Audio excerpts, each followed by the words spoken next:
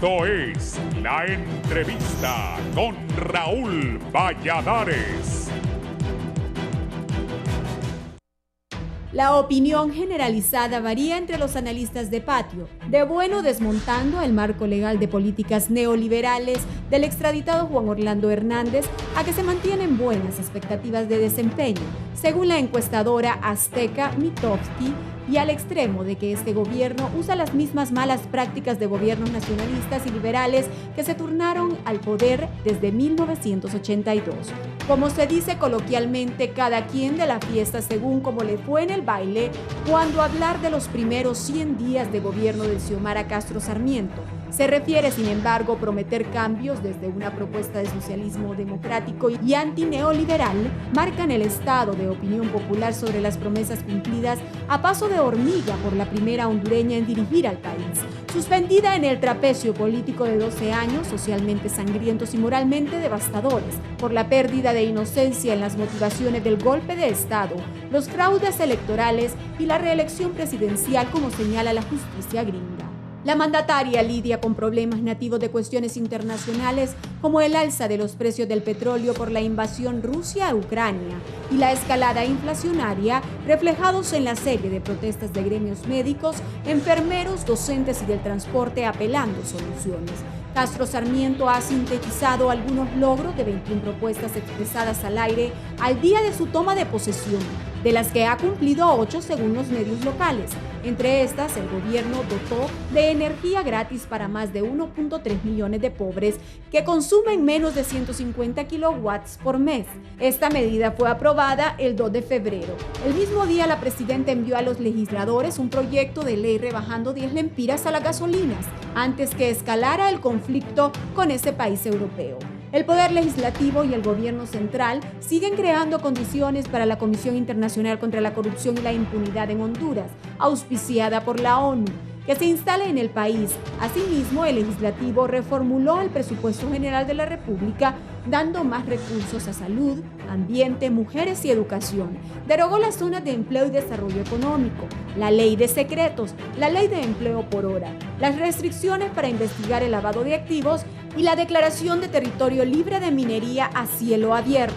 Hasta ahora, Castro Sarmiento ha hecho poco uso de los medios de prensa, ha asistido a eventos de suma importancia, en particular con personeros de alto nivel del gobierno de los Estados Unidos. Recién recibió la visita del presidente de México, Andrés Manuel López Obrador, en la primera gira a Latinoamérica, con fuerte espaldarazo a la política energética, además de la avanzada de la ONU para instalar la Sisi.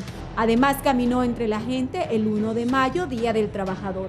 Una encuesta de la firma mexicana Mitofsky sitúa a la mandataria en cuarto lugar con un 61% de aprobación. Antes de ella figura López Obrador con 63%. Pero no en toda aplaude la gestión de la líder política, sostiene el analista Efraín Díaz Adirrillaga. Algunos comentarios en ciertas redes sociales critican la sombra de su esposo, el expresidente Manuel Zelaya, además del alto costo de la canasta básica, de los combustibles y del desempleo. Nadie desconoce que el expresidente es el líder de Libertad y Refundación y él es el que tiene más experiencia en el equipo de gobierno y quien juega un papel protagónico, acota el dirigente liberal Aristides Mejía. La empresa privada y la oposición nacionalista resienten la abolición de la ley de empleo por hora y la derogatoria de las zonas de empleo y desarrollo económico sedes. El no recortar el salario a la alta burocracia y a los diputados del Congreso Nacional y la falta de propuestas concretas para sustituir la normativa laboral y la atracción de inversión extranjera al país.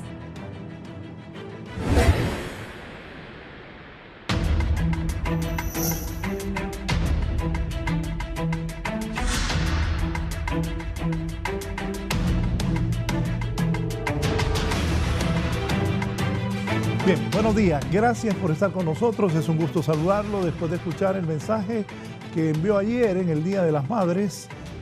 Pero hablando de la situación del país, ¿cómo ha sido encontrado el país después de 12 años del gobierno del Partido Nacional de Honduras? ¿Cuáles son los principales problemas que enfrenta la nación? Sobre estos temas ha hablado la presidenta del país. Vamos a a especificar sobre cada uno de los temas y hablar con mis invitados de esta mañana. Tengo al ministro de Desarrollo Económico, don Pedro Barquero. Gracias, ministro, por estar acá. Buenos días, Raúl. Es un gusto siempre estar contigo aquí en la entrevista de Canal 11 y un saludo al pueblo hondureño. El director del Instituto Nacional de Estadística, INE, está conmigo, don Eugenio Sosa. Doctor, bienvenido. Gracias, Raúl, por la invitación. Un gusto estar aquí contigo en Canal 11 y bueno, y con Pedro también, el ministro de Economía. Sí, Pedro, un comentario de lo que ha dicho doña Xiomara, del rescate de la Empresa Nacional de Energía Eléctrica, el latrocinio que se hizo durante 12 años, la entrega de los ríos, todo lo que ha mencionado. Bueno, mira, ella empezó mucho más atrás de eso, en realidad. Ella empieza hablando un poquito de la historia reciente de los últimos 10, 12 años, arrancando desde el golpe de Estado.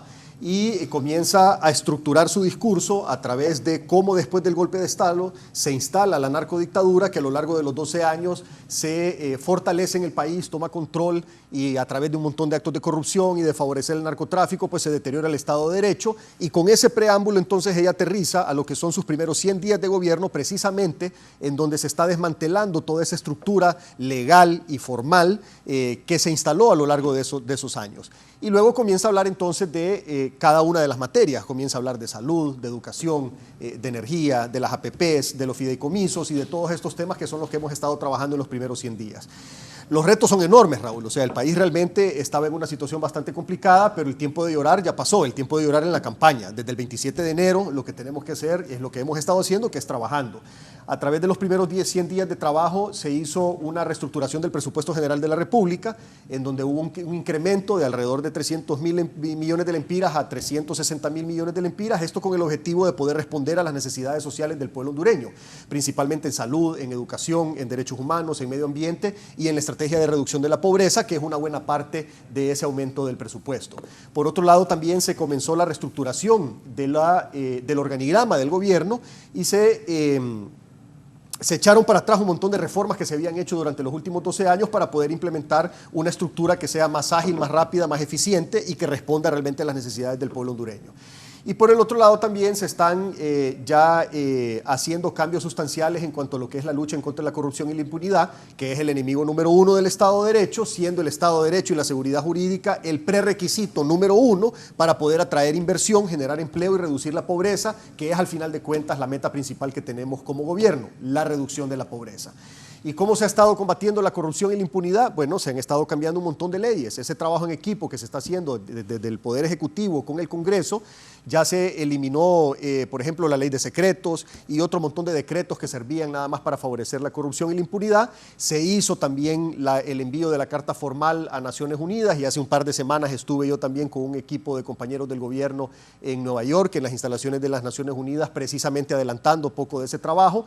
Hoy ya están aquí, la primera misión exploratoria que vienen a platicar con diferentes instituciones gubernamentales y también entidades de sociedad civil para ir armando lo que va a ser la CICI.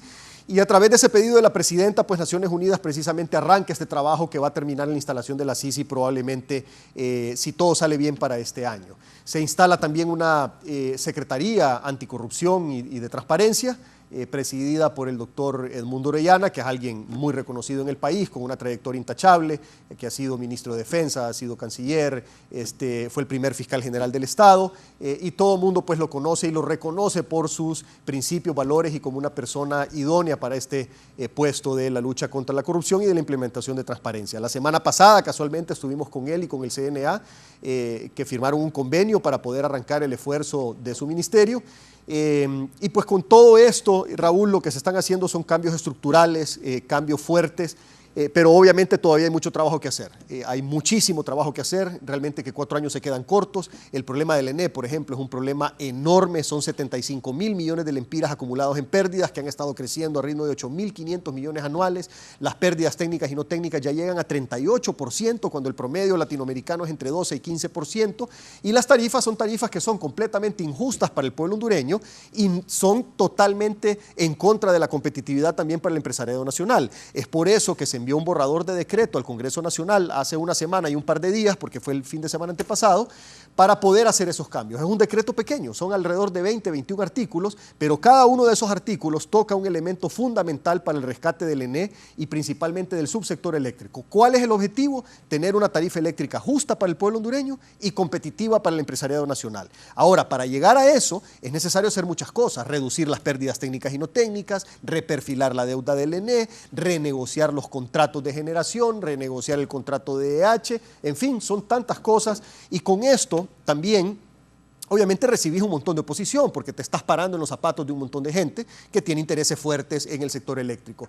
Pero la decisión ya está tomada, la presidenta ha sido muy firme en cuanto a al tema del ENE y todos los demás, pero principalmente este del ENE, porque toca intereses muy grandes. Estamos hablando de cientos y cientos y cientos de millones de dólares anuales los que están en juego, que son los que deberían de estar trabajando al servicio del pueblo hondureño y no al servicio de unas muy pocas personas, que es precisamente parte de lo que dijo la presidenta en la cadena, que dijo que la economía no debería de ser para que todos nos sacrifiquemos para que unos pocos estén bien. Todo lo contrario, la economía debería de ser para que todos estemos relativamente bien y que crezcamos juntos y que podamos tener una mejor calidad de vida. Así es que, en resumen, ella tocó todos estos temas. Sentimos nosotros, por lo que vemos y escuchamos en la calle, lo que vemos y escuchamos en las redes sociales, que realmente el pueblo hondureño ha aceptado de gran manera las cosas que estamos haciendo, y obviamente hay oposición, hay personas que critican, y la crítica siempre es bienvenida, Raúl. O sea, nosotros no vamos a cometer el error que cometía el gobierno anterior, que trataba de censurar la crítica. O sea, nosotros estamos abiertos a la crítica, y cuando son críticas constructivas las escuchamos, las analizamos, y si hay algo que implementar, lo implementamos sin ningún problema. Sí. Eugenio, ¿cómo viste el mensaje de la presidenta y tus comentarios iniciales? Sí, mira, efectivamente ella inicia reconociendo lo que hereda, y totalmente de acuerdo. Esto de la herencia, del legado de los 12 años, no puede usarse permanentemente como justificación, sino que lo que toca es demostrar que se está enfrentando los grandes problemas y que se están haciendo cosas. Sin embargo, es importante, y creo que por eso hace con esa introducción, reconocer que todo esta forma en que quede el país, en que quede el Estado, que no se puede borrar, aunque haya un nuevo gobierno, hay nuevas personas, pero como decíamos acá al inicio, el Estado es el mismo, es una continuidad institucional. Entonces eso pesa como grandes grilletes sobre la posibilidad de movilidad del gobierno, y tiene que sortearlo y luego ir para adelante. Creo que ese es un primer elemento.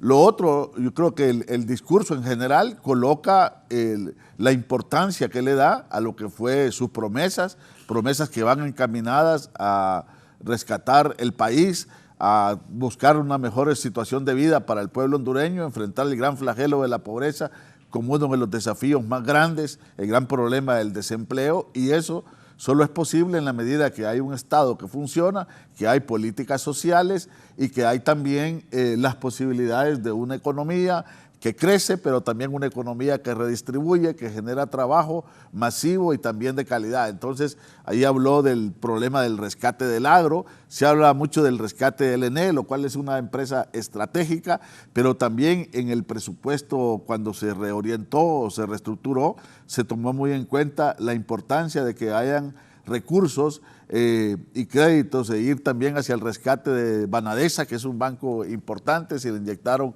900, si no me equivoco, 900 millones de lempiras adicionales a lo que inicialmente tenía. Luego los fondos que pueden ser utilizados de Banprovi, y el agro, el tema de la soberanía alimentaria para la gran parte de la población es fundamental. Entonces tenemos un gobierno, estamos con un gobierno donde el tema de lo que fueron las promesas de atender los grandes problemas nacionales, de demostrar el compromiso con el país, lo ha reafirmado a los 100 días, que es un tiempo pequeño, para decir de alguna manera, poco para lo que tiene que gobernar, pero que marca por lo menos como punto de partida hacia dónde va orientado las grandes preocupaciones.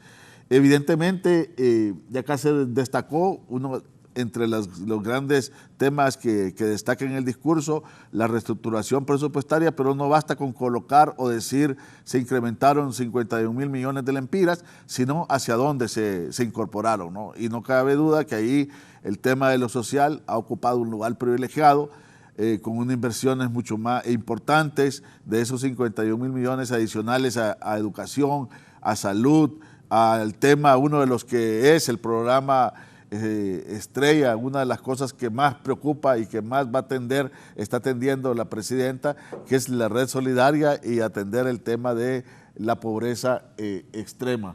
Y bueno, yo creo que los desafíos de país son grandísimos, pero en lo que toca hacer de manera inmediata, urgente y que se puede hacer, toca hacerlo, y lo que va a ocupar más tiempo tiene que empezar, porque el problema, yo creo aquí, Raúl y Barquero, es que muchas veces hemos estado hablando de los grandes problemas nacionales, pero no se han empezado a solucionar, sino que se han postergado. El caso de salvar la ENE, esa ha sido una discusión vieja. Han habido varias soluciones, se han fracasado las que se han ensayado. La idea de fragmentar la empresa se dijo que no va por ahí. Ya se vio que hay posibilidades de que los organismos internacionales crediticios pues acepten una nueva desafío de rescate del ENE y luego ir demostrando que eso puede modificarse y ser una empresa importante para el desarrollo, con un gran problema de fondo que tenemos que comprender los hondureños, y es que eso también está conectado a este gran tema de la matriz energética, pero también a un vaivén del comercio internacional, de los precios internacionales, donde no es la mera economía la única que cuenta, sino que también la política y sobre todo la geopolítica. Entonces eso me parece que son elementos claves también. Una gente piensa que 100 días es poco, después de 12 años de gobierno de otro partido, pero otros quieren que en esos 100 días se haya hecho cosas mejores que los 12 años de gobierno anterior. ¿Cuál es la forma más justa para evaluar estos 100 días del gobierno de la presidenta Xiomara para ambos? Lo que pasa, Raúl, es que mira, en los primeros 100 días lo que estás es sembrando, porque estás iniciando a tomar decisiones y estás empezando a implementar cambios. Ni siquiera hemos terminado de implementar los cambios que tenemos que hacer. Y muchos conociendo porque somos nuevos, digamos, que en el gobierno, que nunca habíamos estado antes en el gobierno. Pero independientemente de eso, yo lo que te diría es que evaluar un gobierno por los primeros 100 días, en los primeros 100 días no tenés todavía los resultados de las decisiones y las implementaciones que se hacen en esos primeros 100 días. Tenés que esperar a que esas tomas de decisiones surtan efecto en los diferentes aspectos de la vida económica, social y política. Y vos tomás decisiones hoy y las repercusiones pasan meses después, no son de un día para otro. Entonces, yo lo que te diría es que las primeras... ¿Cuál es el cambio entre tú que estabas en la empresa privada y ahora en el gobierno? Son muchas cosas. Ese fue grande. Mira, ¿cómo? Ese fue grande. Sí, pero mira, el tema con los cambios del país es el siguiente. Cuando vos comenzás a hacer cambios, digamos nosotros ahorita, inclusive Raúl, vas a tener las evaluaciones de los indicadores de este año que todavía van a estar evaluando con las cosas del año pasado. Entonces ni siquiera los indicadores de este año te van a medir la ejecutoria de este gobierno. Los indicadores del próximo año son los que te van a empezar a medir la gestión de este gobierno. ¿A qué me refiero? A los indicadores de competitividad, de Estado de Derecho, de corrupción, todos esos temas. Entonces este año las evaluaciones probablemente sean muy parecidas a los de los años anteriores porque no nos van a estar evaluando todavía nosotros, pero ya el otro año y así deberíamos de ver un cambio. Entonces, ¿cuál es la meta? La meta es que lo que se empieza a sembrar los 100 días y el primer año se empiece a ver reflejado en una mejora en la calidad de vida y en los indicadores internacionales a partir del próximo año. Eugenio. Sí, mira, yo creo que los primeros 100 días... Ya está midiendo el INE. Ya estamos ahorita iniciando con la primera encuesta de pobreza, pero lo que dice Pedro es importante. Lo que va a resultar de esa encuesta no va a ser una situación de los últimos 100 días, ¿no? Sino que va a ser desde mínimo desde el año atrás y todo lo que pesa en el tema estructural. El tema de la pobreza es uno de los temas más persistentes, más estructurales, porque está conectado a una serie de oportunidades donde... trasciende a las políticas de Estado y tiene que ver mucho con la economía y también con el Estado. Pero la pregunta, en los 100 días, ¿qué es lo que realmente pueden indicar 100 días de gobierno? Yo creo que efectivamente si lo vas a medir en términos de resultados y ya de impacto, es una cuestión que no da, ni siquiera proyectos pequeños de 2 años se miden en 100 días, no digamos un gobierno y el Estado y la sociedad. Pero yo creo que lo que sí puede indicar 100 días es la orientación. Es la reafirmación de la orientación que va a tener el gobierno o que va teniendo y el compromiso. Hagamos un pequeño ejercicio. Te puede decir 100 días si la forma en que ganaste en las elecciones, mandando un mensaje a la ciudadanía que te votó masivamente siguen siendo importantes o solo lo hiciste porque querías obtener un voto? Yo creo que es cuando yo me refería, Raúl y Barquero, ahí, que hay un compromiso de que lo que se dijo hay una búsqueda de coherencia. Claro, no todo va a ser al 100% igual. Probablemente ya adentro hay cosas que van a ser modificadas, porque aquí hay un problema. Mucho se habló de lo que se iba a encontrar, pero no es lo mismo creer qué es lo que se va a encontrar, saber que está malo, y esto el ministro Barquero lo sabe, ya adentro lo que realmente se encuentra. Imagínate todo el tema, ahí totalmente diferente. Solo cuando ves todo el tema de fideicomisos, cuando ves ya la deuda del ENE, cuando ves alguien que se instala y empieza a ver cómo funciona eso, la situación es muchas veces mucho más dramática y mucho más trágica de lo que uno se pudo haber imaginado. La ENE, por ejemplo, la opción que ha estado casi siempre es que el Estado no la puede manejar, que el Estado no puede congeniar, sino que más bien la fragmentación o la privatización o la tercerización, como se intentó con EH, o asumirlo. Bueno, aquí se va a ensayar algo que no se ha querido y que está ya aceptado por los organismos, como decía, dicen, bueno, no vamos a seguir destruyendo estas empresas, vamos a buscar rescatarlas.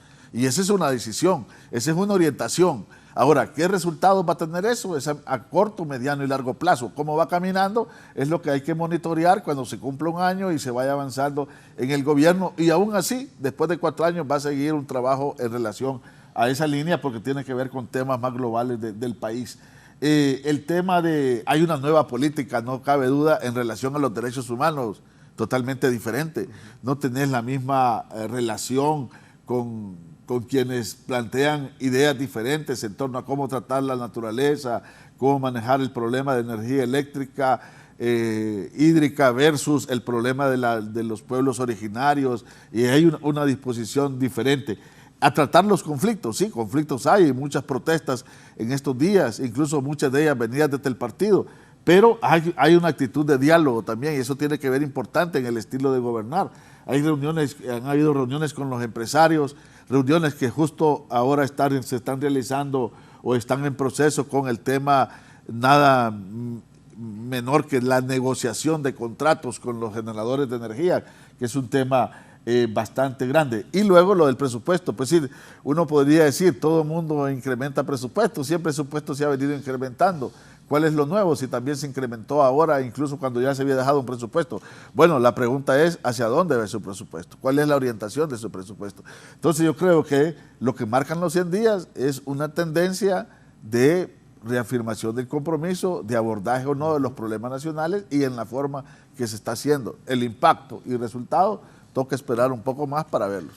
Y ahí hay una cosa importante, Raúl, lo importante es la coherencia, o sea, la coherencia entre lo que se dijo en campaña, que es la razón por la cual el pueblo hondureño eligió este proyecto político, y las decisiones que se están tomando. Y hay realmente una relación directa entre lo que se dijo y lo que se está haciendo. Se prometió, por ejemplo, darle la energía gratis a las personas que menos energía consumen en el país y se cumplió. Se prometió que se iba a arreglar el problema del ENE y ya se mandó el borrador de decreto que te va a ayudar a arreglar eso. Se prometió que se iba a ayudar a mejorar el tema de la seguridad alimentaria y ya se está trabajando el bono tecnológico. Entonces, cada una de las promesas de campaña ya tiene decisiones tomadas con respecto al cumplimiento de la misma, pero obviamente los resultados, muchos de ellos no son a corto plazo, la mayoría son a mediano y largo plazo. Díganme algo, de lo importantísimo en estos 100 días, ¿qué falló? ¿Qué no se hizo? De lo primordial, ¿qué faltó? Mira, es que hay tantos problemas en el país, Raúl, y no se puede arreglar todo al mismo tiempo. Claro. Si me preguntas a mí, yo lo que te diría, por ejemplo, es que tenemos que acelerar el tema económico.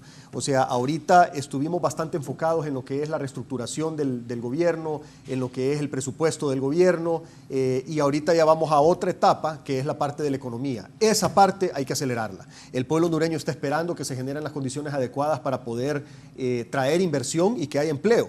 Y esa parte tenemos que meter en el acelerador, definitivamente. Hay muchas cosas que se pueden hacer. Ahorita ya mandamos un primer decreto al Congreso que, según nos dijeron los amigos de la Junta Directiva, mañana se va a aprobar, que es para poder darle incentivos a los que son los micro y pequeños emprendedores y que puedan entonces iniciar operaciones con una buena ayuda de exoneración fiscal para que puedan entonces sobrevivir los primeros 5 años. Yo creo, Raúl, que hubieron 2 elementos que hicieron un poquito lento lo que yo llamaría la toma de control del Estado. O sea, cuando ya te posicionás, que sabes realmente qué es lo que tenés, con qué contás y que te empezás a construir y a planificar cuáles son las formas en que vas a enfrentar esos problemas. Y mira, eso tuvo que ver con dos cosas, con que lo que se encontró realmente trascendió incluso a lo que desde la oposición se imaginaba y se conocía. O sea, fue mucho más complicado. Y dos, no cabe duda que algo que ya pasó, que ya no se menciona, pero que también ralentizó mucho el proceso de control, porque el tiempo preparatorio se llevó en lo que fue la crisis del Congreso, Raúl. Eso llevó mucho tiempo, la solución, entonces un tiempo que estaba como para prepararse, para definir todo el tema de quiénes asumirían las diferentes secretarías de Estado. Me parece a mí que llevó una parte de tiempo. Esta parte de reestructuración, es decir, la parte preparatoria, la parte de ordenamiento entre lo que se encuentra y lo que se va a instalar, ha llevado un proceso de tiempo que por las dificultades en que se encontró y por la misma crisis que se dio en el Congreso fue llevando mucho más espacio. Pero Raúl, no hemos mencionado, yo creo que aunque no es directo del Ejecutivo, aquí estamos los que colaboramos directamente con el Ejecutivo, con la presidenta Xiomara, no podemos desconocer que también ha existido una buena conexión entre lo que es la presidenta y lo que es el Congreso para llevar adelante algunos elementos. Aquí tengo anotado eso. Se ha evaluado por separado el Poder Ejecutivo, pero ¿qué pasa al observar el acompañamiento del Congreso Nacional? Sí, ahí es donde te decía, yo creo que el Congreso Nacional por lo menos ha estado en la disposición de que algunas de las promesas de campaña que fueron del partido, que fueron de la alianza, del acuerdo bicentenario, hayan caminado hacia adelante. Obviamente ahí siguen habiendo desafíos, como la derogación de las sedes, pero hay empresas que están planteando algunos elementos, probablemente todavía falta algunos factores de conversación y ver qué va a pasar finalmente, si se van a acoger a un régimen o quedan allí, han dicho que van a seguir invirtiendo, etcétera. Ese es un elemento. El tema decía los derechos humanos, que ahí vemos que ha sido una ley polémica, pues también la sociedad tiene derecho a debatir, a estar en medio acuerdo a veces o en desacuerdo, pero bueno, yo creo que lo que se colocó ahí fue como tema central el tema de derechos humanos. Yo creo que un tema importante que conecta al Ejecutivo con el Legislativo es el tema anticorrupción. El ministro Pedro mencionó el caso de Orellana, que está encabezando la reordenada o el reordenamiento de la Secretaría de Transparencia y Combate a la Corrupción, pero hay el tema ahí, digamos que la oferta grande electoral es la instalación de la Comisión Internacional contra la Impunidad. Sí, que efectivamente hoy llega la misión exploratoria. Ahora, ahí hay elementos de mayor desafío. Ojalá pueda ser esta instalación de la CICI un poco mucho más ágil de lo que a veces ha llevado. Desde mi punto de vista, esta Comisión Internacional contra la Impunidad podría dar, hay que ver si es posible en el marco jurídico que tenemos de la Constitución y de las leyes, podría dar un apoyo importante al proceso de apoyar técnicamente y asistir la selección de los próximos magistrados de la Corte Suprema de Justicia. Eso será fundamental, la nueva Corte que tengamos, trasciende el Ejecutivo, pero podría, de repente, buscando alguna figura jurídica, esta comisión, si se instalara un poco rápido, o si viniera una comisión ad hoc por avanzada a contribuir a ese proceso, que para mí, en el término de justicia, de Estado de Derecho, es de los elementos más importantes para el país y tiene que ver con la inversión, no solo tiene que ver con el tema de los derechos humanos, que de por sí es importante, sino con la idea de la inversión, de la seguridad jurídica, de tener una Corte Suprema de Justicia realmente con las mejores características de autonomía, de independencia y de asentamiento. Entonces, hay avances, pero lo que tenemos en varios aspectos son puntos de partida, avances, y esperemos que puedan terminarse de consolidar para que puedan dar resultados como este tema de la CICI. La red solidaria, está todo el diseño, está instalado, están los recursos, pero ahí falta acelerar para que realmente este tema de bono tecnológico, la parte educativa, de asistencia a los niños y todo lo demás que está previsto pueda realmente conectarse con la gente ya de manera tangible y de manera concreta. Pues Raúl, la gente ha estado a la expectativa, esperando, confiando en el cambio, pero a mediano plazo la gente nos va a juzgar por lo que realmente, en grandes sectores empobrecidos, lo que realmente les generó directamente a ellos. La llegada de la CICI fue un tema de campaña de la alianza. Ya se habla, y hemos estado hablando bastante con el doctor Edmundo Orellana, ya se habla de esa llegada de la Sisi. Hay mucha gente nerviosa, muchos diputados y exdiputados que creen que van a ir presos. Es la realidad. ¿Qué va a pasar? Va a ser una cacería de gente, ojo, pero si gente se robó millones y millones, que le caiga el peso de la ley, ¿verdad? Es la verdad. Sí, no, hay mucha gente que está preocupada y tiene por qué estar preocupada, Raúl. O sea, el que hizo las cosas mal sabe que viene el tiempo de consecuencia. Ahora, ¿qué es lo que va a pasar? No va a ser una persecución, o sea, no va a ser una persecución política, va a ser una persecución de delitos. O sea, y te voy a decir algo también, Raúl, cuando vienen este tipo de organismos internacionales, lo primero que investigan es lo actual. O sea, lo primero que van a ver ellos es si nosotros, que estamos actualmente en el gobierno, estamos haciendo las cosas bien o estamos haciendo las cosas mal. Y obviamente se van a ir para atrás también con el gobierno anterior, pero a nosotros nos van a contar las costillas y van a verificar si estamos haciendo las cosas como realmente decimos que las estamos haciendo. Y van a ser implacables con nosotros y con los de antes. O sea, eso tengámoslo por seguro. Naciones Unidas tiene que cuidar su prestigio, no van a venir aquí a hacer un show solo para decir que cumplieron. Ellos van a cumplir de una manera contundente. Y más después de lo que les pasó en Guatemala, que en Guatemala, digamos que la CICIG de Guatemala iba relativamente bien actuando, pero de repente se echaron a todo el mundo en contra al mismo tiempo y ahí fue donde se aliaron todos en contra de ellos y lo sacaron del país, al igual que sacaron a la MASI de Honduras. Empezando por el presidente Jimmy Morales, que después de que le reventó un clavo al hijo de $10,000, por $10,000, sí. No digamos el montón de pisos que sacaron aquí, por $10,000, entonces Jimmy Morales vio, se me llevan preso al hijo. Pero sí. Solo el grupo, pero hay una gran ventaja, ¿no? Y es que esta sí tiene la oportunidad de tomar de punto de partida en Centroamérica dos experiencias que han sido importantísimas.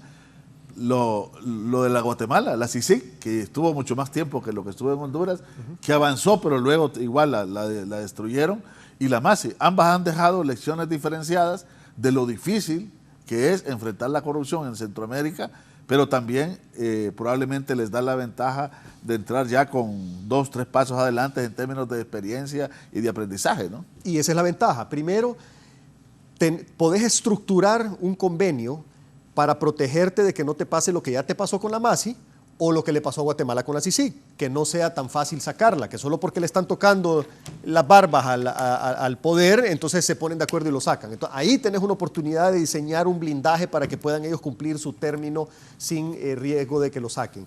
Y lo otro es que hay un montón de investigaciones avanzadas. La MASI dejó un montón de cosas avanzadas que están ahí engavetados y que no han podido procesarlo por la falta de voluntad política del gobierno anterior. Entonces, esos dos elementos van a hacer que la CICI pueda tener una instalación más rápida que lo que fue la MASI y pueda hacer también que comience a tener resultados más rápido que lo que tuvo la MASI en su momento o que inclusive lo que tuvo la CICIG en su momento en Guatemala, porque en Guatemala pasaron, eso tal vez hay mucha gente que no lo sabe, pasaron muchísimos años. 7 años. Exacto, antes de que realmente tuviera resultados importantes. Entonces, todos esos aprendizajes se tienen que tomar en cuenta para el diseño de la CICI ahora que está precisamente la misión hoy aquí en Honduras y que se va a comenzar a reunir ya con diferentes personas del gobierno y de sociedad civil a partir de hoy. Algo que tú dices, la CICI también va a investigar a los miembros del actual gobierno. Lo primero, seguramente va a ser lo primero.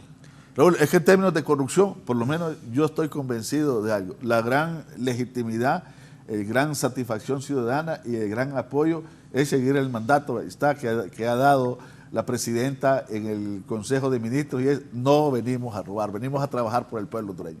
Aquí se viene a garantizar la transparencia. Mira, ese es un mensaje claro que tiene la presidenta. Entonces, va a estar a dos carriles.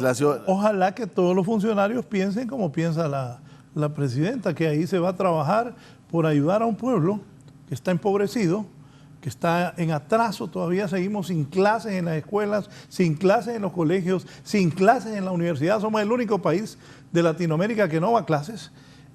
Ojalá que todos piensen así. Yo creo que la diferencia será en lo siguiente, ¿no? En muchas otras ocasiones había mucha denuncia de corrupción, había mucha denuncia de que no se cumplían, no se hacían las cosas, se hacían de manera ineficiente, por desidia, por haraganería o sencillamente por falta de transparencia, y el gran problema es que los presidentes no tomaban decisiones sobre esos funcionarios. Y yo creo que ahora un desafío es que si hay o habemos de esa situación, pues lamentablemente o hay que aceptar que le toca a la presidenta pues hacer los relevos que considere necesarios en su debido momento, o poner a disposición de investigación o facilitar que se investiguen las cosas. Yo sé que eso no es fácil, te estás riendo, Raúl. Es que me estoy riendo te estás riendo porque el otro día dije... Tú estás riendo porque sabes que eso no es fácil y que hacerlo pues tiene sus costos. No, pero el otro día dije que sin ninguna duda en este gobierno va a ser, como dice el doctor Eugenio, una carrera de relevo donde muchos funcionarios, usted que me está viendo y es funcionario público, va a tener que actuar muy bien, trabajar muy bien para poder terminar el gobierno. Si no, al año, bueno, de hecho, ya salió la directora del Seguro Social en medio de una gran polémica. Otro punto. Ajá. Mucha gente dice que el Congreso es ilegal. No, eso no es cierto. Sí. La oposición, los mismos diputados dicen que están dispuestos a ir a votar. ¿Otra vez? Sí, otra vez, para que haya legalidad. De hecho, la Embajada Americana también le preocupa esta situación del Congreso. ¿Qué piensas de eso, Pedro? Mira, yo te voy a decir algo, Raúl. Cuando uno está, te pongo el ejemplo, cuando uno está aún en la empresa privada negociando un contrato, le preguntas a un abogado y te dice una cosa, le preguntas a otro abogado y te dice otra. Nosotros hemos consultado de los abogados más respetables a nivel nacional y todos los que hemos consultado nos dicen que el Congreso fue instalado en legal y debida forma. Entonces nosotros no tenemos nada de qué preocuparnos. Obviamente la oposición política quiere debilitarnos y por eso anda sembrando la duda y haciendo su trabajo, lobby nacional y lobby internacional, haciendo creer que el Congreso no está legalmente instalado. Eso es falso.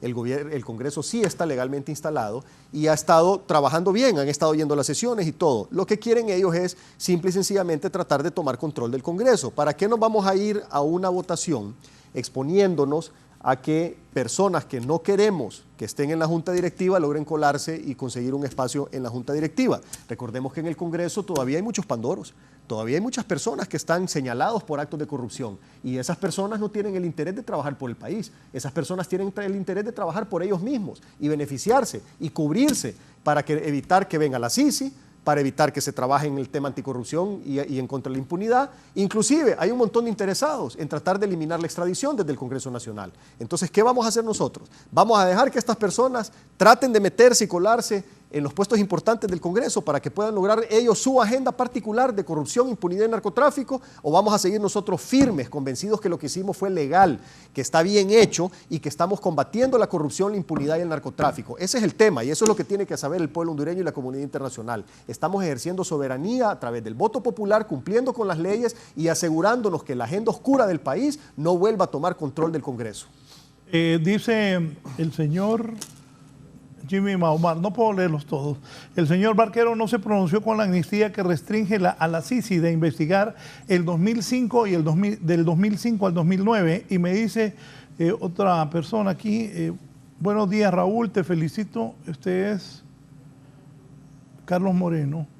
Dice, buenos días Raúl, felicidades por el programa de hoy, saludos a los panelistas. Te pido si nos puedes pasar este llamado a la Unidad de Política Limpia y Transparencia del Partido Liberal de Honduras a todas y todos los que participaron en elecciones primarias y generales y no han presentado su informe de política limpia, que se presente en el Central Ejecutivo con los documentos soportes del gasto de campañas para ayudarles. ¿A qué fecha? Y no han hecho eso.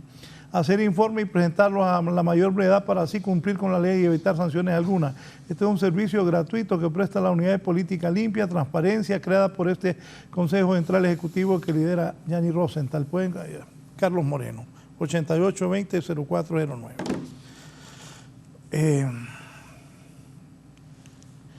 Va a cambiar Honduras con todo esto. Es que ya está cambiando. Raúl, o sea, las decisiones que se están tomando son decisiones fuertes. O sea, el hecho de los cambios del presupuesto general de la República, si tú miras de dónde se sacaron los recursos y a dónde se metieron, te das cuenta que el país va a cambiar. ¿Cómo van a hacer con las sedes? Es cierto que hay posibilidades que las sedes ya instaladas se queden como sedes. Mira, la verdad es que eso no es lo que le conviene al país y además que no sería legal. Recordad que las sedes son ilegales, son inconstitucionales y violan la soberanía. Esa ley nunca realmente debió haber entrado en vigencia. Entró en vigencia a la fuerza, obligada, pero en realidad esa ley siempre fue ilegal.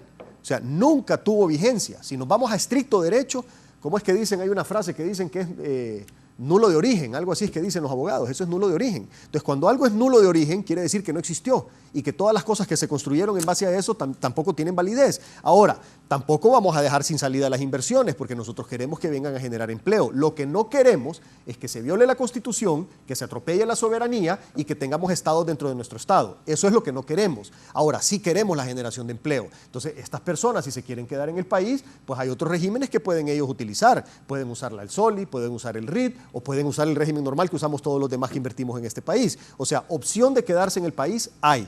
Lo que no hay es opción de violar la Constitución, violar la soberanía y crear estados dentro del Estado. Eso definitivamente no hay. Entonces, estos señores tienen que entender que lo que estamos haciendo nosotros es lo correcto.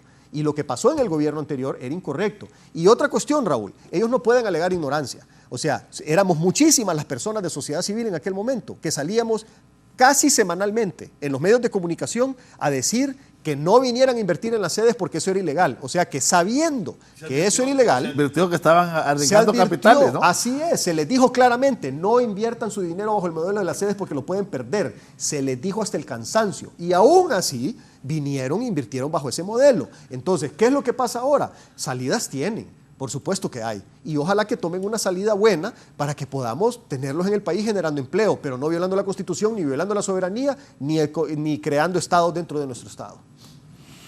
Bien, voy a hacer una pausa para continuar, que una cosa fue lo que ofrecieron en campaña y otra cosa ya es estar en el estado. ¿O no, Pedro?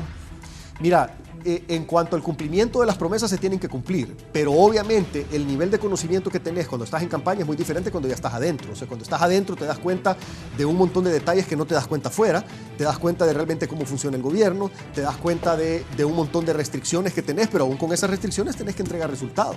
O sea, cuando uno está, no sé, el ejemplo que yo te puedo dar es la empresa privada. Uno en la empresa privada hace lo que uno quiere. O sea, la ley de los privados... No, y la gente, hagamos esto y la gente lo hace. Exactamente. Y te voy a decir algo. La ley de los privados es, vos podés hacer lo que querrás menos lo que la ley te prohíbe.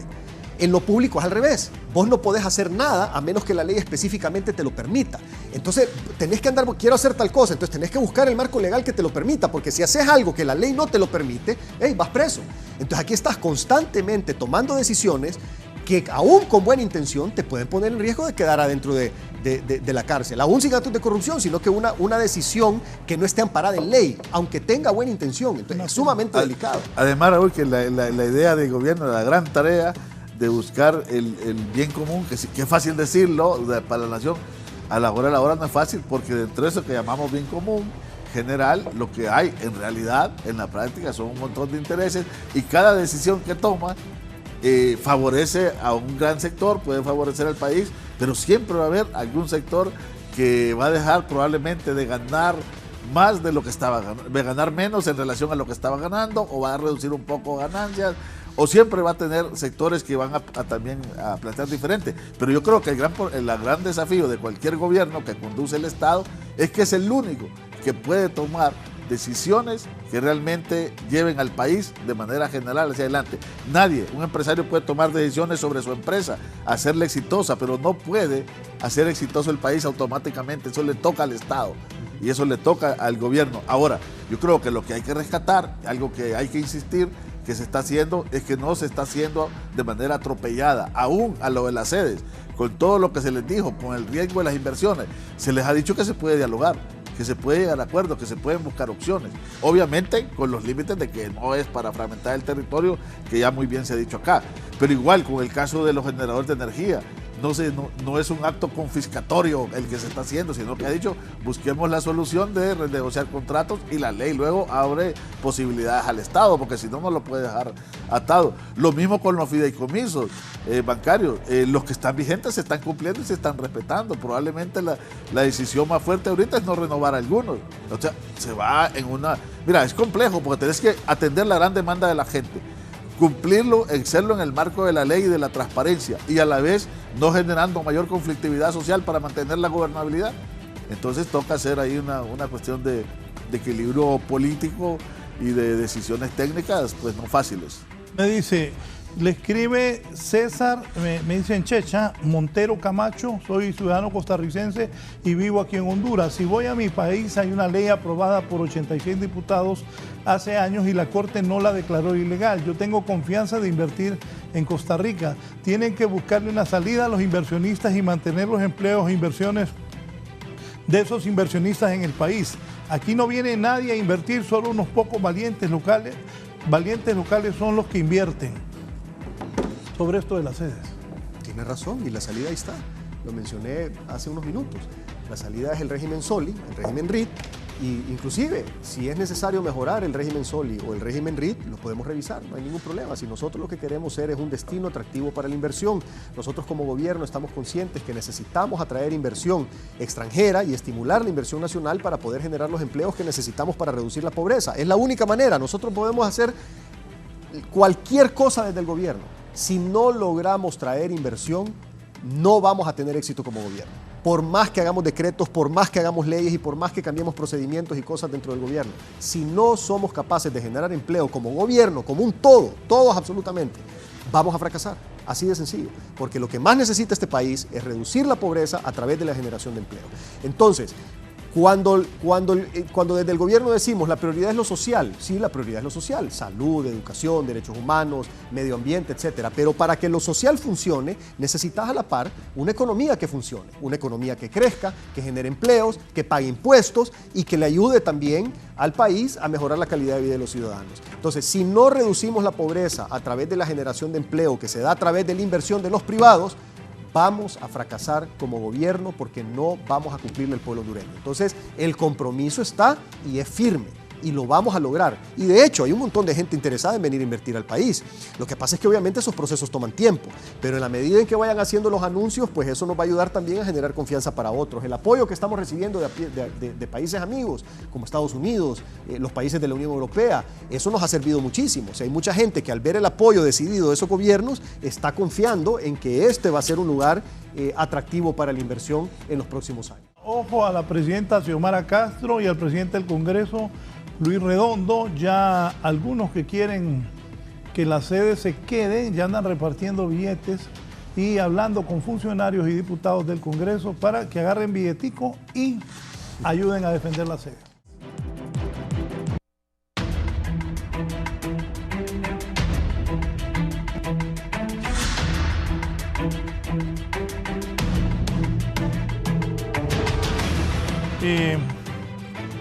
La venida de Manuel López Obrador, ¿qué significa para nosotros? Apoyo, es apoyo. Ese es parte de lo que te mencionaba de estas relaciones internacionales, que lo que te hacen es que le generan confianza al país. Entonces, ¿qué es lo que pasa? Digo que apoya la reforma energética. Claro, por supuesto, porque él sabe qué es lo que necesita el país. Es que, Raúl, el sistema eléctrico nacional está secuestrado por unos pocos contratos.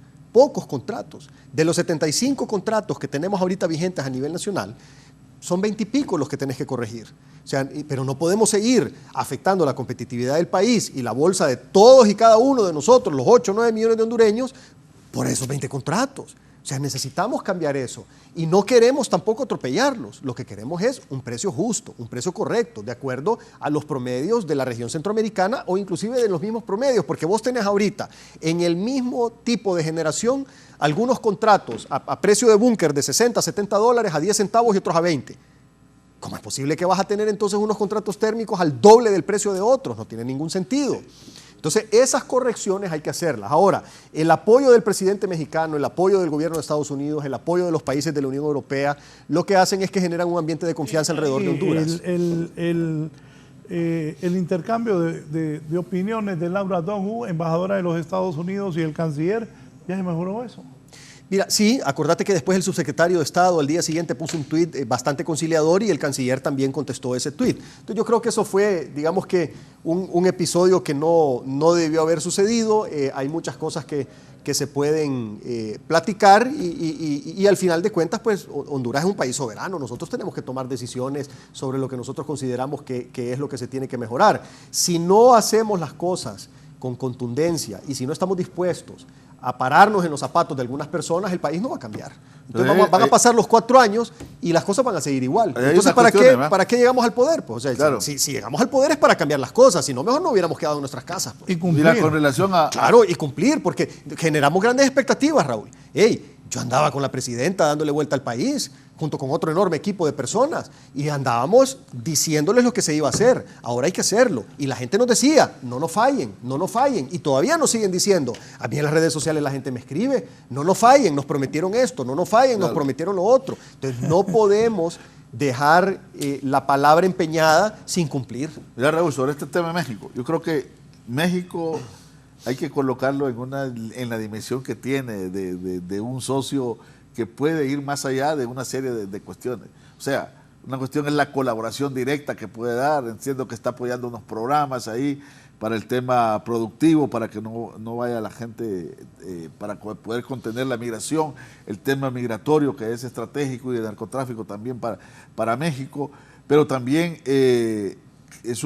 puede ser un aliado importante para interlocutar y tener una relación diferente con Estados Unidos. Aquí hay que rescatar algo. Yo creo que hay que estar consciente que varios sectores, uno de los temores por los cuales no se daba la posibilidad o preferían apoyar una narcodictadura y no buscar el relevo y permitir fraudes electorales 2013-2017, es el temor que generaba Libertad y Refundación, que creían que ya el primer día iba a declararse enemigo de los Estados Unidos, pretender romper relaciones y todo eso. Y mira, todo lo que fue pasando después, a mí me parece que hay un manejo bastante estratégico, pragmático en la relación con Estados Unidos. Ahora, sin embargo, hay que decir algo. Normalmente, y el ministro Barquero ha tenido oportunidad de ir directamente a Washington y reunirse seguro con empresarios o con funcionarios. Es importante desde mi punto de vista, yo creo que así lo interpretamos, que en esta idea del país soberano y con su propia dignidad, sea un interlocutor que no acepte, como se ha aceptado fácilmente, cualquier política si no se analiza qué impacto va a tener, la capacidad de proponerle a los Estados Unidos qué hacer o por qué algunos programas funcionan, otros no funcionan en el tema migratorio, en el tema de seguridad y en el tema del narcotráfico. Barquero, como lo hicieron ahora con el tema energético, de que dijeron no la vamos a fragmentar, vamos a una idea de salvación. Y te he escuchado que el Banco Mundial y los otros organismos, el fondo que vino también a una gira, dijeron, bueno, sí, con tal lo importante es que se enfrente ese problema, lo importante es que se vaya hacia adelante. Entonces yo creo que esto también en el tema migratorio, hay que proponerle a Estados Unidos y a México también una forma de relación, de colaboración y analizar lo que se ha hecho, preguntarse lo que se ha hecho también, los tipos de ayuda a veces han fracasado. Mira, hay un ejemplo que siempre colocamos con alguna gente de los programas sociales a veces de Estados Unidos. Tal vez son programas que tú tienes ahí 40 millones de dólares, 50, 30, y donde un porcentaje muy mínimo va que apoyo y casi mucho dinero regresa por consultorías, por subcontrataciones de terceros. Yo creo que también hay que preguntarse en el esquema. Hay que poner en discusión la misma ayuda, la misma colaboración con el país de parte de Estados Unidos, con México. Yo creo que México también puede ayudar mucho en el gobierno de López Obrador para esa relación, ¿no? Y lo otro, toca una cuestión también, Raúl, que hay que comprender en lo que es conducir el Estado. Puede haber toda una buena relación con Estados Unidos, y Estados Unidos puede tener problemas con Nicaragua, con El Salvador, pero no por ello Honduras va a empezar a lanzar piedras y a hacerse enemigo de sus vecinos, con los cuales, como lo dijo el canciller, allí van a estar históricamente, son inamovibles, ahí está Nicaragua, ahí está El Salvador. Entonces mantiene una posición, creo yo, que tiene que mantenerse con cautela, con equilibrio y sobre todo con decisión propia, no sumarse fácilmente a una posición geopolítica ya porque Estados Unidos tenga los problemas que tiene con El Salvador. Bukele dijo que vendría, seguro que va a venir en su momento y la presidenta lo recibirá como se recibe un mandatario, no cabe duda, ¿no? Bueno, eso de Bukele, está bien que venga, pero eso que lo van a condecorar, piénsenla, todavía él no firmó el tratado de Nicaragua, El Salvador y Honduras, solo lo firmó Honduras y Nicaragua. Creo que hay que pensar eso. Sí, no, yo creo que lo que no podés es decir, vos no me reúno con no me recibo, no colaboro cuando lo tenés en una gran cantidad de kilómetros de frontera, ¿no? Sí, por cierto, el expresidente Carlos Flores hoy le hace bastantes cuestionamientos a López Obrador, y voy a aprovechar que tengo estos dos funcionarios del gobierno para que me digan qué piensan. Visita. No le gusta viajar, es la tercera salidita que hace. Se está refiriendo a Manuel López Obrador, presidente de México. La otra fueron a los Estados Unidos. Le fue bien a Arnold en su visita por el Triángulo Norte, ofreció ayudar en todo, 2 proyectos, pero no se hagan ilusiones que se va a hacer con recursos del gobierno mexicano, del tal plan integral que prometió, dice, para atacar las causas de la migración. No pasó de 2 proyectos. Bonitos los proyectos, solo que después de dar un módico monto como prima inicial, hasta ahí ajustó el agua bendita. A Tuto, dice, en cuanto supo que Washington pensaba financiar las causas raíz de la migración, mandando recursos al Triángulo Norte, se encaramó a Tuto del plan ajeno. CEPAL, ahí van los mismos proyectos metidos en el documento CEPAL por la mexicana directora, pero ya no con desembolsos del gobierno mexicano, sino contando con los recursos de los norteamericanos. Quiere la mitad para los pueblos empobrecidos del sur de México y lo que sobre para el Triángulo Norte. Por eso mentaba a Biden a todas partes donde iba, como diciendo a qué hora va a poner los dólares para decirle que yo los conseguí. Ya ven que yo reclamé por ustedes, pero también ofreció ayudar con el barril sin fondo del ENE, a ver con qué cosa concreta sale, que no sea como los demás ofrecimientos que solo fueron cachinflín de arranque. Sí, es que hay que esperar los resultados nuevamente. O sea, no, una vez que vienen, los políticos así son, llegan y prometen cosas, firman documentos, etcétera. Hay que ver realmente qué es lo que se cumple de todo eso que se comprometió. Nosotros creemos que sí vamos a poder hacer muchas cosas con México. México es un país importante, no solo a nivel latinoamericano, sino que a nivel mundial. Es un socio comercial importantísimo de Estados Unidos y tiene capitales enormes. Nosotros en Honduras tenemos inversiones fuertes de grupos mexicanos de altísimo nivel y esperamos que vengan más y que vengan a invertir. Y obviamente el tema migratorio es un tema importantísimo que nos amarra a todo el Triángulo Norte con México y Estados Unidos. Entonces, sí es necesario estos acercamientos, sí son necesarios estos acuerdos y obviamente hay que asegurarnos de que se cumplan. Pero lo peor que podemos hacer es no hacerlo, Raúl. O sea, no podemos quedarnos sentados y decir, bueno, vamos a desconfiar de todo el mundo y entonces no nos vamos a sentar con nadie y no vamos a llegar a ningún acuerdo porque nadie cumple. Eso no lo podemos hacer. Tenemos que confiar de arranque, tenemos que sentarnos, negociar, firmar los documentos y después asegurarnos que se cumpla. Y si no se cumple, pues simplemente sencillamente no te vuelves a sentar con esa persona que no te cumplió, pero de arranque tenés que dar el beneficio de la duda.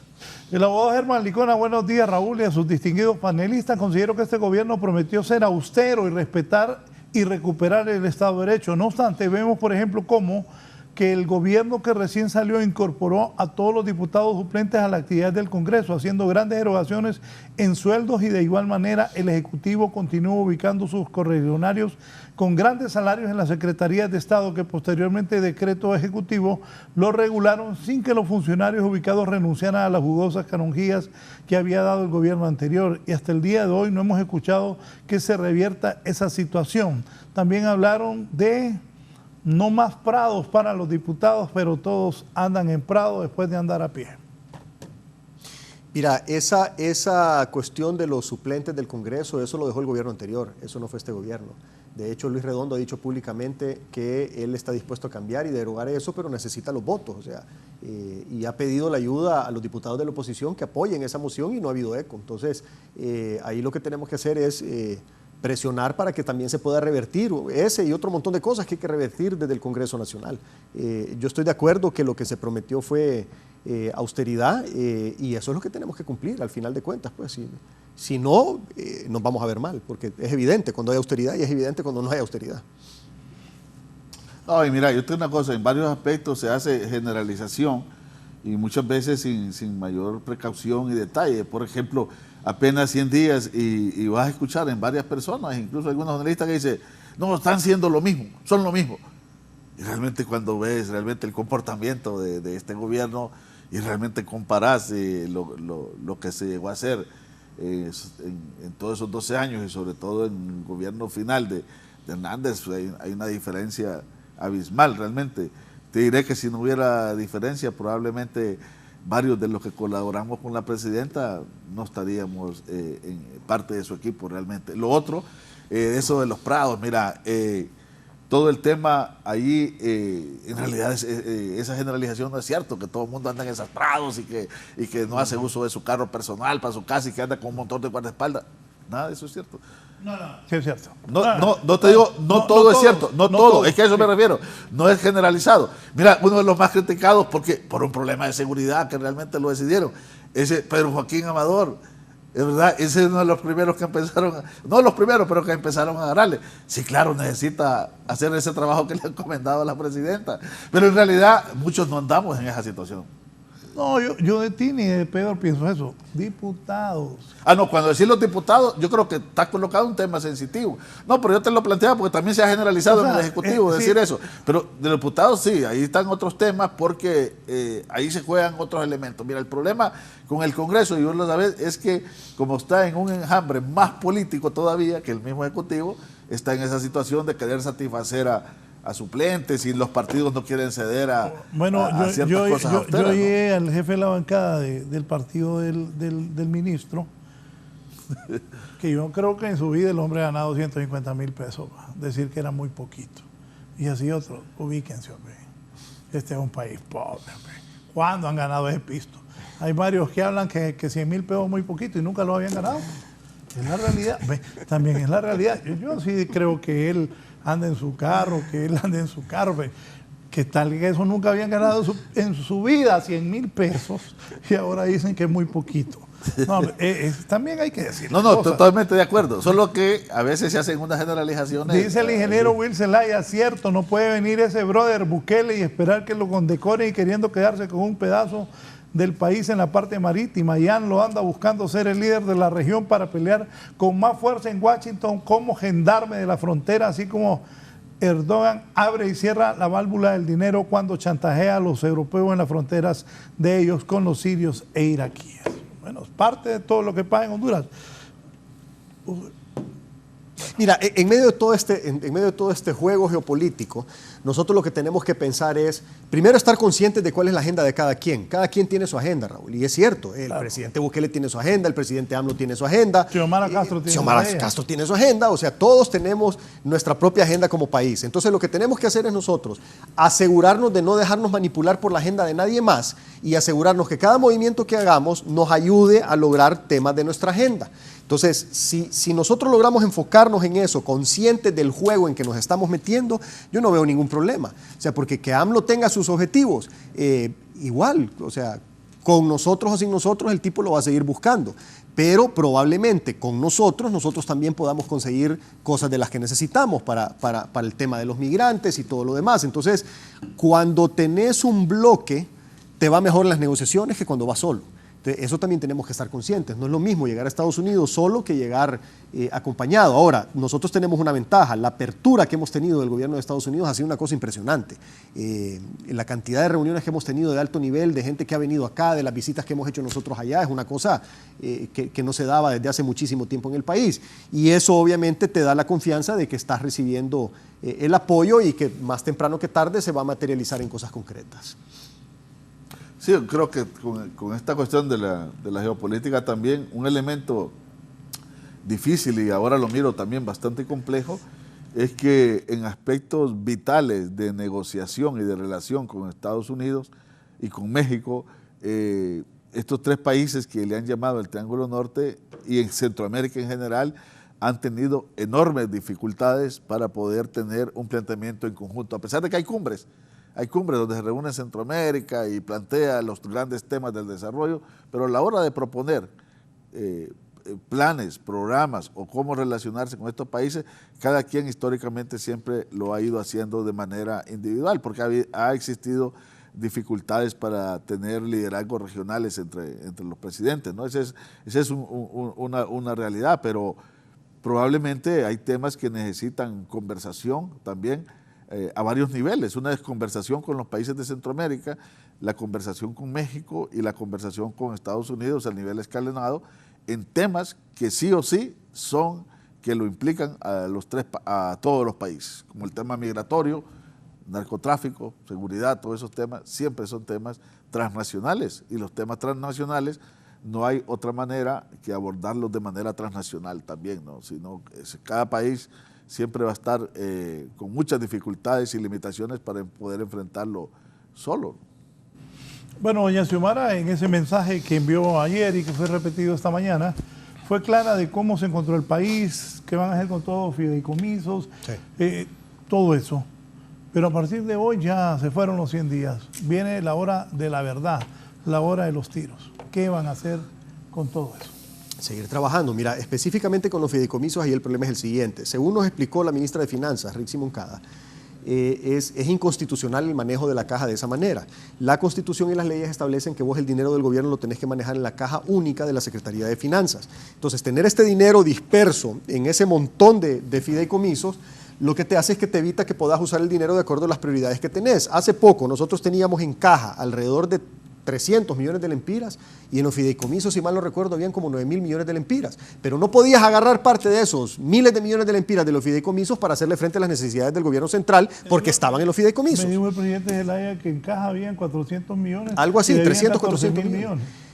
Pero aparte de eso, tenías en los fideicomisos un montón de miles de millones de los cuales no puedes disponer, porque están en los fideicomisos y solo los comités técnicos de los fideicomisos pueden disponer del dinero y tienen un fin específico. Entonces, no había dinero para terminar, digamos, de pagar planillas en la caja única, pero estaban miles de millones de lempiras ahí que no podías tocar. Entonces, eso no tiene ningún sentido, o sea, son cosas que hay que corregir. Entonces, estas no son, mira Raúl, hay veces que la gente se equivoca y dice es que ahí hay temas ideológicos, no tiene nada que ver con ideología. Esto es simple y sencillamente el uso de una caja de dinero.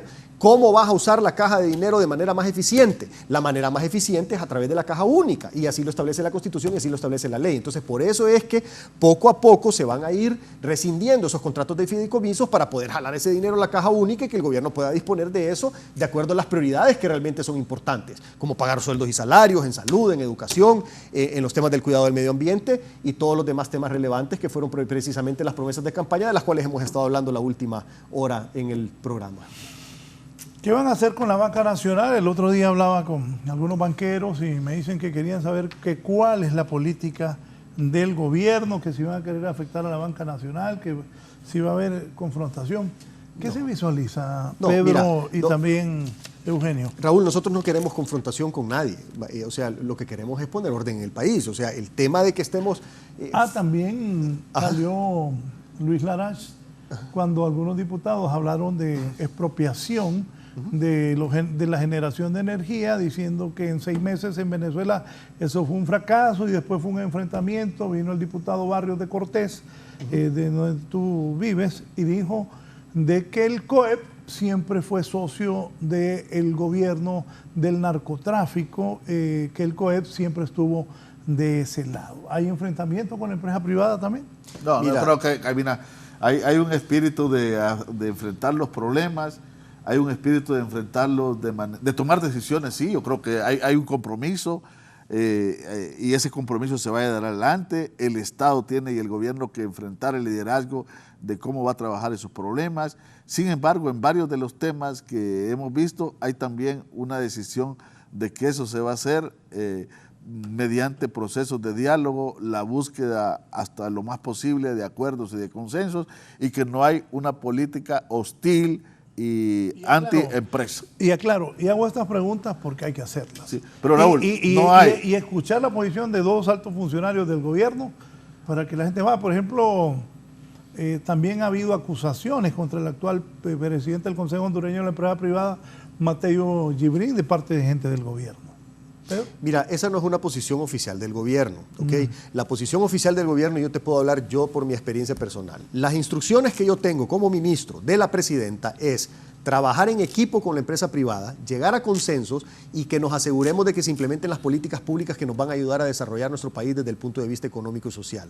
No hay instrucción de confrontación, no hay instrucción de pleito, todo lo contrario, hay instrucción de consenso, de negociación, de diálogo y de sentarse en la mesa para poder tomar las mejores decisiones para el país. Si hay personas que están a manera individual haciendo algún tipo de declaraciones, es cuestión personal de ellos, no es una cuestión de política de Estado. Pero muchos que son mencionados no lo piensan así, creen que es una política del Estado de Honduras. Bueno, tal vez no conocen lo suficiente a la presidenta, pues, porque la presidenta no tiene un estilo confrontativo, o sea, ella no es así, ella es de diálogo, ella es de negociar, ella es de consensuar, y eso fue precisamente lo que se prometió en campaña y lo que se está haciendo ahorita. Aún con el tema de la energía, ¿qué fue lo que se hizo? Se terminó el borrador, se mandó al Congreso y de inmediato se instalaron unas mesas para poder dialogar con el sector privado. Y Lo mismo está haciendo el Congreso, está dialogando con el sector privado. ¿Tenemos que corregir el problema? Sí. ¿Vamos a ser firmes para corregir el problema? Sí, pero también nos estamos sentando para que podamos buscar la mejor vía pensando en el país para resolver el problema. Entonces, no es política de Estado la confrontación, no lo es. Así como tampoco es política de Estado la nacionalización o la confiscación. Eso no, de hecho, ningún funcionario del Ejecutivo dijo eso. Quienes dijeron eso fueron del Congreso, que son diputados, que los diputados son independientes. O sea, los diputados no hay un orden jerárquico del Ejecutivo por encima de los diputados. Los diputados son libres de decir lo que quieran, pero en el Ejecutivo yo te lo digo, ni una sola persona, ninguno de nosotros habló de nacionalización porque ese no es lo que buscamos. Nosotros lo que buscamos es arreglar el problema. Y cuando se hizo el decreto, el espíritu era el siguiente: bueno, señores, vamos a renegociar precios. Si hay alguien que no quiere renegociar precios, por la razón que sea, porque no le dan los números o porque no quiere, porque no le interesa, no importa. Entonces se abre la posibilidad para que de mutuo acuerdo se pueda establecer un justiprecio y se compre. Pero en realidad, Raúl, nosotros no queremos comprar ni un solo motor, ni una sola planta, ni una sola empresa. Lo que queremos es renegociar con todos para que todos los contratos tengan condiciones aceptables para el pueblo hondureño y de beneficio para las finanzas públicas también. No nos interesa quedarnos con las plantas como gobierno, no es ese el objetivo. El objetivo es poder tener mejores precios y mejores condiciones para trasladarle ese beneficio en una tarifa de energía más justa al pueblo hondureño y más competitiva al empresariado nacional. Bueno. Mira, yo creo que el Congreso tiene por su naturaleza política, donde hay partidos, hay bancadas y los mismos diputados, y es de los órganos que tiene que tener más deliberación. Normalmente un empresario, una institución empresarial no debería tomarse lo de un diputado como una cuestión de política de Estado o de gobierno. Yo creo que ese es un primer elemento. No ha salido de la palabra de la presidenta ni de los principales secretarios de Estado, y en la lógica de recordar que desde la promesa de campaña y luego ha sido coherente, ha planteado que así como va por el cambio y tomar decisiones, planteó el tema de la reconciliación. Cuando se dio cuenta que estaba ganando las elecciones con una diferencia más que llegaba realmente significativa y con unos votos que trascendían el 50% en el primer corte, su primer mensaje fue que no iba contra odios ni persecuciones, sino que iba con una cuestión de diálogo y de consenso. Yo creo que en esencia ese estilo y esa promesa la mantiene como parte de la forma de gobernar y de buscar gobernabilidad. Creo que si alguien de los principales voceros del gobierno tira un desliz de atacar directamente a la empresa privada, salir con confiscaciones y eso a título o buscando ser oficial, seguro que la presidenta va a decir que esa no es la política de ella, por lo menos de lo que hemos conocido en las reuniones de gabinete hasta este momento o de las instrucciones que se conocen. Entonces yo diría que a estas personas le decimos que, bueno, en el debate político de cualquier sociedad se dan ese tipo de cosas, mucho más cuando son del Congreso, pero que no es una política de la presidenta Xiomara Castro. Otro tema, ministro Barquero, en el aeropuerto de Toncontín, la presidenta Xiomara dijo que se iba a abrir, que se iba a mantener San Pedro, Toncontín, La Ceiba, Roatán. ¿Qué va a pasar con ese aeropuerto? Y alguna vez platiqué con alguna gente y me dijeron, Pedro Barquero va a encargarse de eso. Pero en realidad quien se está encargando es Mauricio Ramos, el ministro de Obras Públicas y Transporte. Y ya las negociaciones van bastante avanzadas. ¿Cuál es el objetivo? El objetivo es cambiar el contrato de Palmerola para asegurarnos de que Toncontín pueda volver a operar como un aeropuerto internacional. Ahora tenemos una situación, nos hemos reunido con las líneas aéreas y resulta que las principales líneas aéreas ya se les dificulta regresar a Toncontín. Ellos nos dijeron, bueno, miren, nos sacaron de Toncontín y nos llevaron a Palmerola a la fuerza. Y ahora ustedes nos están diciendo regresen a Toncontín, no es así de fácil. O sea, les tomó a ellos meses o años la preparación para irse a ¿cómo se llama? Palmerola, y ahora regresar a Toncontín no es fácil. Entonces, ¿qué estamos haciendo? Estamos con una consultoría del Banco Mundial para que nos ayude a buscar líneas aéreas de bajo costo para reducir los costos de los boletos y que de paso estas líneas puedan operar también en Toncontín. Ese proceso entonces ya inició, no es un proceso rápido, pero es un proceso que ya va en camino. ¿Cómo está el tema legal de Palmerola? ¿Cuál es la posición del gobierno? ¿Van a revisar el contrato? Se está revisando y se está renegociando. Eso es algo que está en proceso en este momento. Y el encargado, como te digo, es el ministro Ramos, que está liderando esa parte de lo que es el aeropuerto de Palmerola y el contrato. ¿Le van a quitar el contrato? La verdad es que es difícil decirte cómo va a terminar eso, pero la cuestión es que lo que sí te puedo garantizar es que la intención es modificar ese contrato para asegurarnos que funcione en base a los intereses nacionales y no en base a intereses de particulares. Fue ¿Es correcto ese contrato, el que se hizo en la administración anterior de Palmerola o no?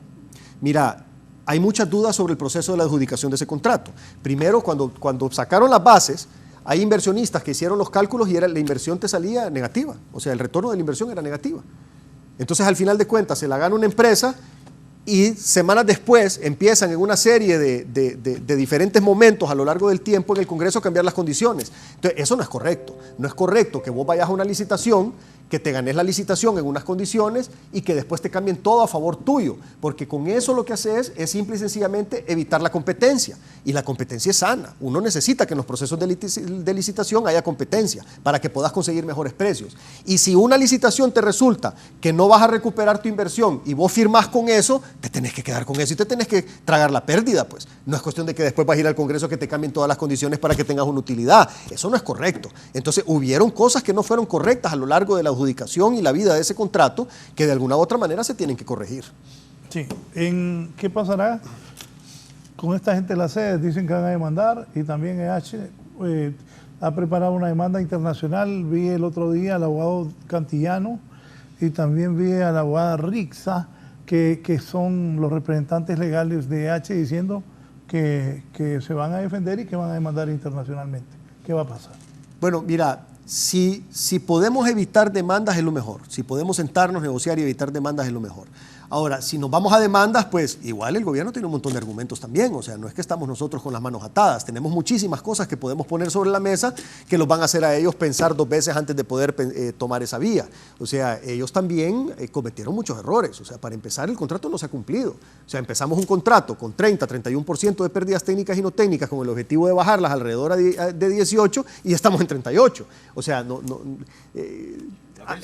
hay mucha, claro, entonces hay mucha tela que cortar en ese sentido. Entonces, ni a ninguno nos conviene irnos a un pleito legal, porque esa cuestión, para empezar, no es en el corto plazo. O sea, eso podemos pasar años en los tribunales y al final de cuentas no resolver el problema. Entonces, lo mejor es sentarse y resolver el problema, y aunque queden poco más de un año para ese contrato, pues todavía tal vez buscar la manera de cambiar algo para que algo hagan, pues, pero sí. Realmente se les ha estado pagando una cantidad enorme de dinero, $10,5 millones mensuales, y no hemos tenido el resultado que se habían comprometido a través del contrato, ¿verdad? Mira, ahí hay un tema de fondo, Raúl y ministra, es que en general, sobre todo en el tema económico. Los de las sedes también van a demandar. Sí, en el tema económico y el tema del desarrollo, muchas veces los gobiernos, el Estado, conducido por los gobiernos, ha tenido una situación a veces de parálisis y hasta temor, porque cuando ha querido actuar o se le dice que debe actuar, siempre fue esto: no, porque lo van a demandar, no hagamos nada. O sea, yo creo que eso ha estado ahí operando. Y en este caso, con todos estos contratos que se están revisando, hay una decisión, hay un compromiso y hay una contundencia de abordar los problemas. Pero de abordarlos, bueno, en principio buscando renegociar, no imponer ni romper, buscando evitar demandas, que es lo mejor. Pero lo que sí está claro, yo creo que este es el elemento de fondo para muchos empresarios, es que los temas no se van a permitir que se sigan agudizando, producto de que no se quiere asumir la responsabilidad de enfrentar una decisión. Y eso lo estás viendo en Palmerola, lo estás viendo con la sede ya, una cuestión ya planteada, lo estás viendo con el tema de los generadores de energía, temas que se habían vuelto casi tabú, intocables, porque no se puede hacer porque viene la demanda y porque viene la demanda. Entonces el Estado siempre se convierte en un perdedor porque acepta cuestiones, participa de asuntos irregulares, producto de la falta de transparencia, producto probablemente de intereses. Segundo, una vez que los contratos ya no pueden con ellos porque son leoninos, porque son desfavorables para el país, para el Estado, que no se pueden tocar porque viene de la demanda, y por lo tanto se prolonga el problema,